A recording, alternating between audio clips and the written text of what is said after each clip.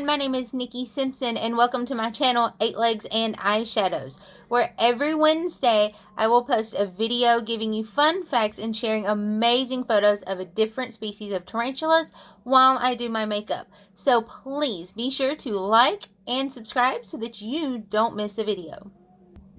So let's jump right in with today's video. Today we're going to be talking about the Burgandy Goliath bird-eating tarantula, also known as the Theraposa stirmi or tea stirmi, as I will be referring to it throughout this video.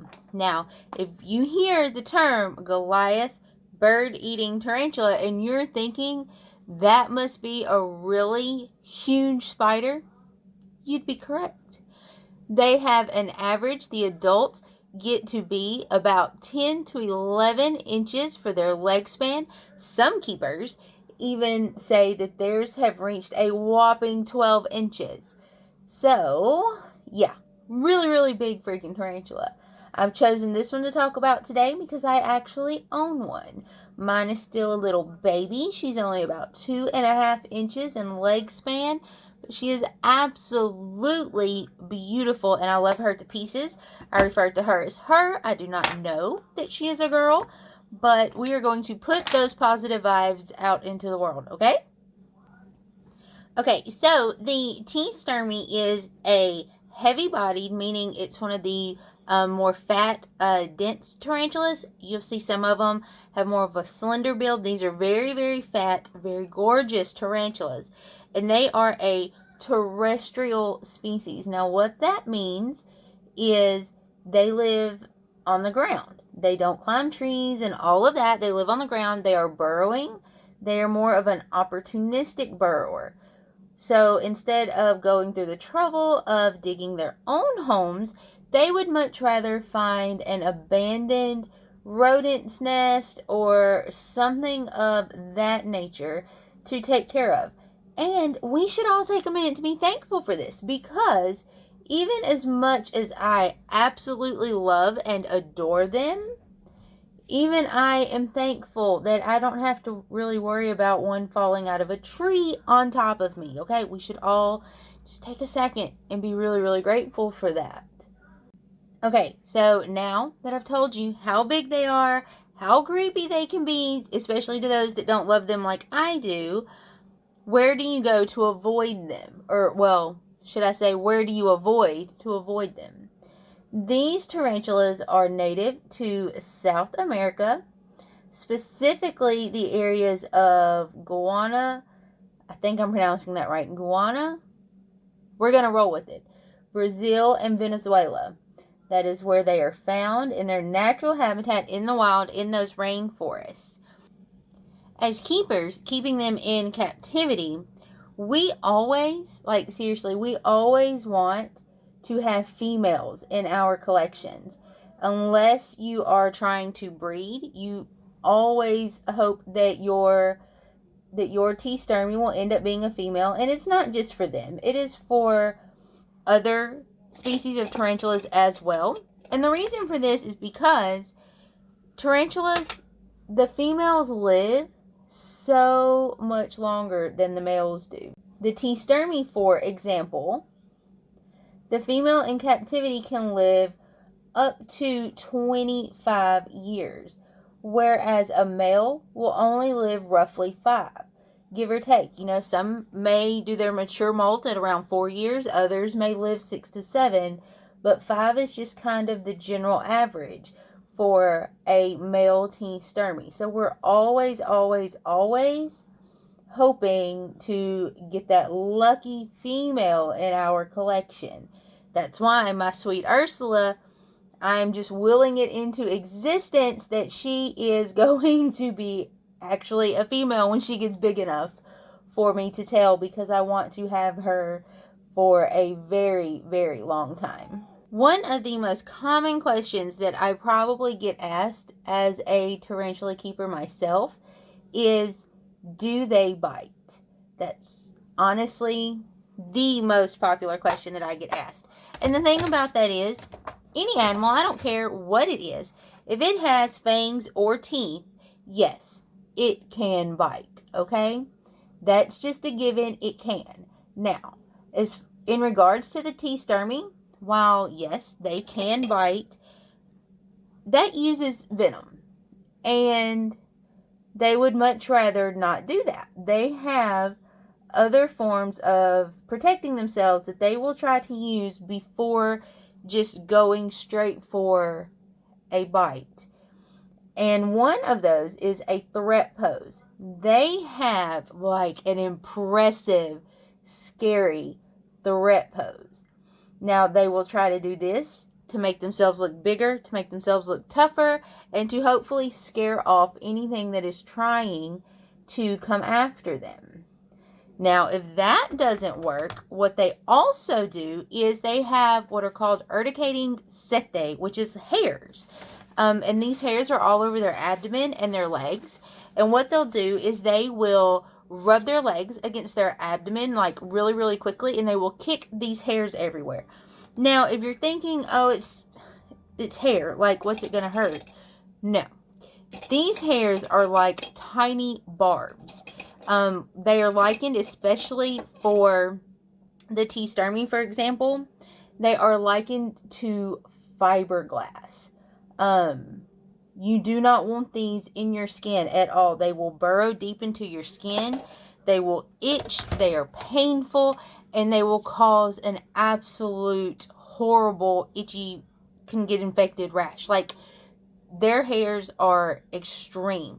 It's so extreme that it's even advised to, if you're just doing regular maintenance, like changing a water dish and not even really messing with them, you still need to wear gloves because their hairs may be within their terrarium. Okay, so that being said, let's get back to their bite.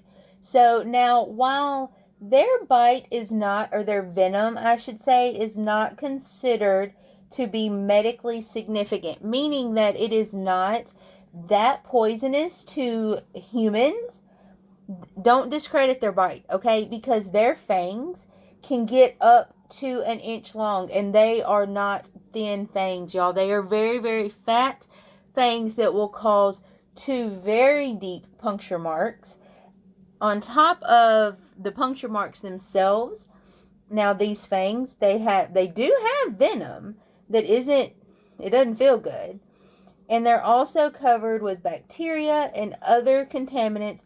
So you're looking at having to use extreme wound care to take care of this. It is going to be painful, and it is going to take a while to heal. So while the venom itself, if they do bite you, isn't going to cause much damage, it's still going to be a very painful bite that is still going to take a good amount of time to heal. So, how do us keepers keep these beauties and keep them happy and healthy in captivity? Well, it starts with their habitat. Habitat is absolutely everything. Now, they are native to rainforest, which means that they do need a very humid environment. Now, this is also where I found, whenever I was gathering information before I got my Ursula, where there's a lot of differing opinions on this part, and that's temperature. Okay, some keepers say they're fine at lower temps. They don't have to be kept that high, talking about temps around like the mid to upper 60s. Now, I personally think that's a little bit too cool for a tropical spider. But then you have other keepers that say they need to be kept very, very hot, more towards like low to mid 80s. Now, while I think they would probably be okay with this, I go with room temperature. It's not something that I came up with on my own. It is something that some of my trusted tarantula resources advise and say that it has worked out really, really well for them. Like, these are people I get advice from that have kept them, that know the species, that I trust know what they are doing. Okay, and also, as I said before, they do live in a humid environment, so humidity is key. Now, this is another area where I have seen varying things, and as far as that goes, it's how do you keep it humid? So basically, you want it moist in there. Some people actually say you want it like they're living in a swamp, like you want their substrate to be very swampy, very wet, very damp. I don't so much do that. What I do and what a lot of other keepers do, and again, this is where the mixture of opinion comes in. Some people are going to agree with just make it like they're living in a swamp and they'll be fine. I prefer more the method where you just use a large water dish and then you simulate rain on half of the substrate, meaning that you, like mine is a Gatorade bottle that I've drilled holes in, so it looks like a sprinkler, and I will wet very, very thoroughly half of the substrate. Now that's going to go into the rest of it, and it's going to keep everything humid, it's going to keep everything moist, but with giving them still a pretty dry spot to lay out on if they so choose. And if they want to lay on the really wet spot, they can. This also tells me that the people making theirs live in swamps. I don't quite agree with, because mine rarely ever live on the wet side. And I rotate so that both sides get equal care. But what exactly is substrate? Like, what is it that I keep talking about? Substrate is basically the dirt that they live in. Now, what I use is a mixture of cocoa fiber, potting soil, and I make sure that I get potting soil without any additive fertilizers or anything like that, just trying to keep it as healthy as I can for my tarantulas. I use sphagnum moss as well as vermiculite. And what all that does is, like, you mix it together really well. Mine's probably majority cocoa fiber, but you mix it really well and it holds moisture so that the humidity stays up in the terrariums. Now, this is going to vary per species, but we want to keep it damp and we want to keep it very humid for the tea stirmi, because that's just how they thrive. That's how they're best taken care of. It just is what it is as far as that goes. Lastly, probably the other most common thing that I get asked about is, what do they eat? Mine actually eat Dubai cockroaches, because I don't know what it was. I've switched all of my teas to that diet and they seem to be doing pretty well on it. Something about the 2020 pandemic made feeder bugs hard to get a hold of. But I was able to secure a couple hundred Dubai cockroaches, and I've actually started my own breeding colony of them, so I will forever have cockroaches to feed my spider babies. If that is something that you would like to see a video on, let me know. I can show y'all how I manage that.